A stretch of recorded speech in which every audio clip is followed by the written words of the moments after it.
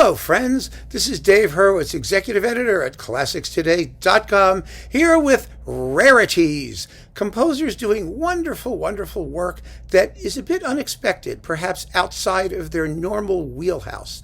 And today I want to talk to you about Eugene Ormandy and the Philadelphia Orchestra in their Sony days doing Mahler. Now, Ormandy was not known as a Mahler conductor, but the funny thing is he in Minnesota, he did Mahler 2, and he re-recorded it later in Philadelphia. He did do Mahler 1. He didn't do much beyond that. He did the outer limits, let's put it this way, of the Mahler canon.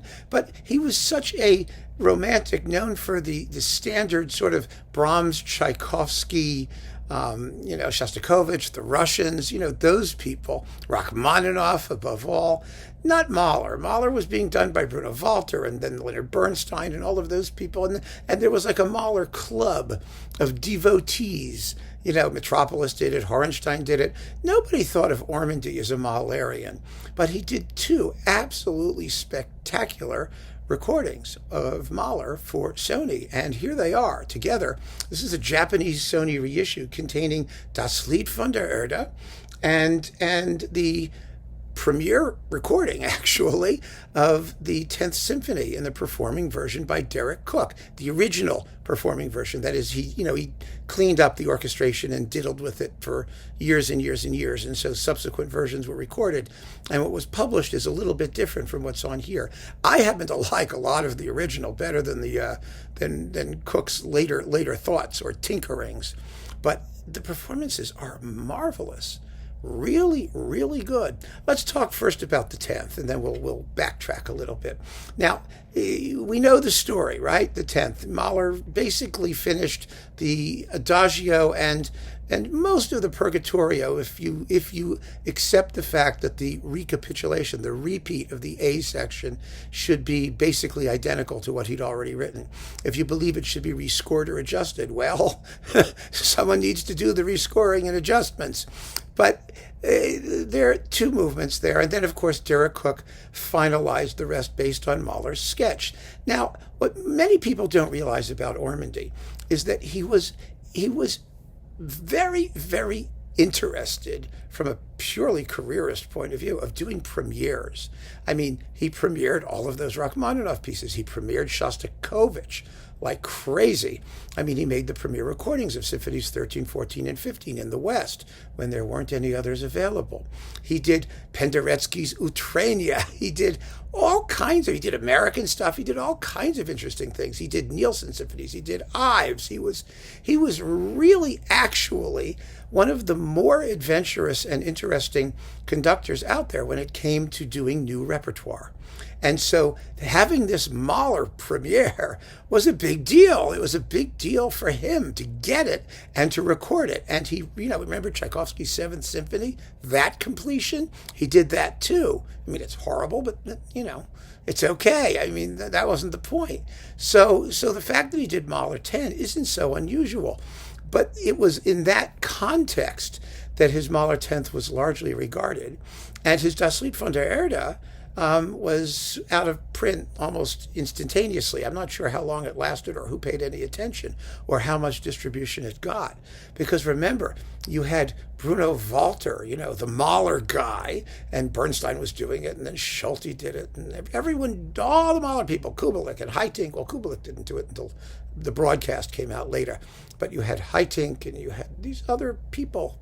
Joachim did it with the Concertgebouw. I mean, all of these Das Lied von der Erdites. And nobody would think of it. Ormandy. Karajan did it. Even when he wasn't doing any Mahler, he did it with Christa Ludwig and René Colo. And this is done with two soloists who are not household words. One is the contralto Lili Chookasian, the mezzo-soprano in this particular case, and Richard Lewis, the tenor. Now, Richard Lewis recorded it quite a bit. Reiner did it, I think, with Richard Lewis and Maureen Forrester. So yeah, I mean, we weren't short on Das Lied von der Erdes. And, because of the less than star or soloist stuff, people didn't really find Ormandy to be very interesting, or they weren't interested in considering it or in listening to it. But I have to tell you, if you listen to this, it's an awfully good Das Lied von der Erde. I mean, Louis is young and in fresh voice, and he was a very good tenor for this particular work. And Lili Chookasian was what you might call, she was, an American oratorio contralto. She sang in all kinds of concert works that required a mezzo soloist. She sang often, I think, with a Bravanel in the Utah Symphony. She had a good career, and she was a very good singer. She was really a fine singer. I mean, she was, I don't think, if you want to talk, she was no Christa Ludwig, she was no Janet Baker. Klemperer had Christa Ludwig and Fritz Wunderlich at the same time that this was recorded, more or less. But boy, it's a good Das Lied von der Erde. The orchestral playing, as you might expect, is amazing. Ormandy, as you might expect, is an ideal accompanist. And the two singers really give it their best. I think this is one of the great underrated Mahler recordings in the discography. I really do, because I don't know anybody who talks about it. And when they do, sometimes it's quite disparaging. It's Chookasian, she was no Kathleen Ferrier.